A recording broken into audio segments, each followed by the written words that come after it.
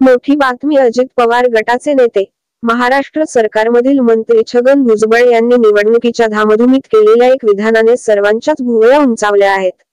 राज्यात शरद पवार आणि उद्धव ठाकरे यांच्याविषयी सहानुभूती आहे, असे मोठे विधान त्यांनी केले.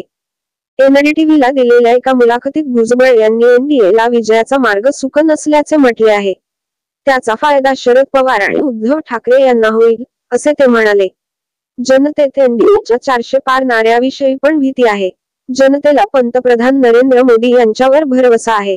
त्यांचेच सरकार पुन्हा एकदा सत्तेत यावे अशी लोकांची इच्छा असल्याचे ते म्हणाले. नाशिक लोकसभा जागेविषयी भुजबळ यांनी त्यांचे स्पष्ट मत मांडले.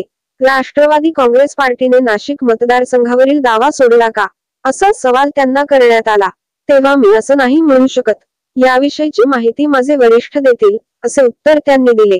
होळीच्या दिवशी मला सांगण्यात आले की नाशिकची जागा तुम्ही लढवा.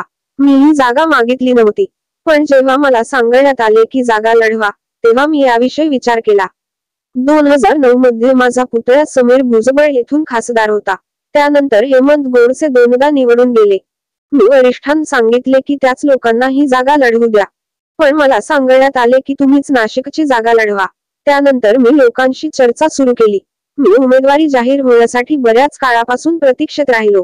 3 ते 4 आठवडे संपल्यानंतर मला वाटलं आता वाट पाहण्यात काहीच अर्थ नाही. मी सन्मानाने लढू इच्छितो. मी पहिल्यांदा बाळासाहेब ठाकरे यांच्याकडे तिकीट मागितले. त्यानंतर मी उमेदवारी कधी आयुष्यात मागितली नाही. उमेदवारी जाहीर होण्यात उशीर झाल्याने मी दुःखी आहे. यानंतर मी निश्चय केला की मला आता लढायचे नाही.